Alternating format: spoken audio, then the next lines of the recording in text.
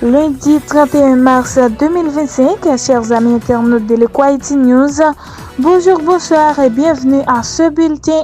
Ce lundi 31 mars 2025, une attaque dans la localité de Trianon afin d'envahir la commune de Mirebalais dans le département du Centre. Des rafales d'armes automatiques ont été entendues dans la commune. Les bandits ont incendié plusieurs maisons et d'autres matériels de la population. Des centaines de riverains ont été déjà fuis leurs maisons afin de se réfugier dans des zones limitrophes. Des agents de la PNH cantonnés dans cette zone en appui avec des groupes d'autodéfense ont riposté en vue de faire échec aux assauts de ces groupes armés qui voulaient prendre le contrôle total de la commune. Ni l'arme à feu de la police nationale d'Haïti ont disparu au cours des 4 dernières années, selon un récent rapport de l'Organisation des Nations Unies qui révèle que cette situation alarmante alimente davantage la violence qui gangrène le pays, déplore les Nations Unies. Selon le rapport, la majorité de ces armes se retrouvent désormais entre les mains des gangs armés, notamment ceux de la coalition Vivre Ensemble. Certaines auraient été revendues par les agents des forces de l'ordre soupçonnés d'entretenir des liens avec des groupes criminels. Cette connivence présumée complique davantage la lutte contre l'insécurité, rendant la tâche quasi impossible pour les forces de l'ordre engagées dans la protection des citoyens.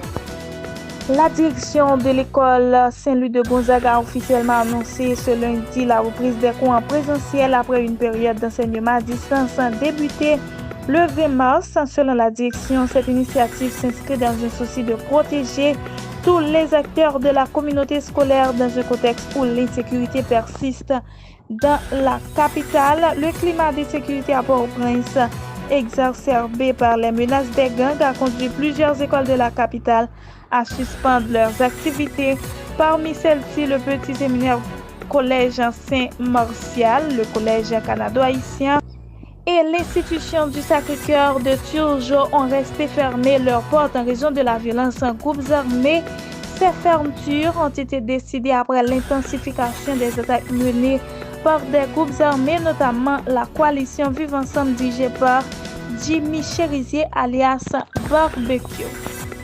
L'ancien ordre dominicain avait convoqué ce dimanche à Arroyo de Fiusa dans la province de la Alta Gracia à une marche contre la présence de migrants haïtiens dans la zone. Le président du conseil de transition, Foussad Fonjean, a réagi à ce sujet dans une interview exclusive avec l'Eastern Dialogue réalisée par son directeur Miguel Franjul et son rédacteur en chef Juan Eduardo Thomas. Il a déclaré que les citoyens de son pays résidant sur les territoires dominicains vivent une situation très grave et très triste. Il a reconnu que ce qui se passe en Haïti est une histoire extrêmement difficile qui se reflète dans celle de la République dominicaine. C'est une histoire extrêmement difficile pour nous en Haïti. Nos frères et sœurs vivant en République dominicaine vivent une situation très grave et très triste. Les personnes qui vivent cette situation en République dominicaine sont victimes de tout un système de crise, a-t-il déclaré au journal hier soir.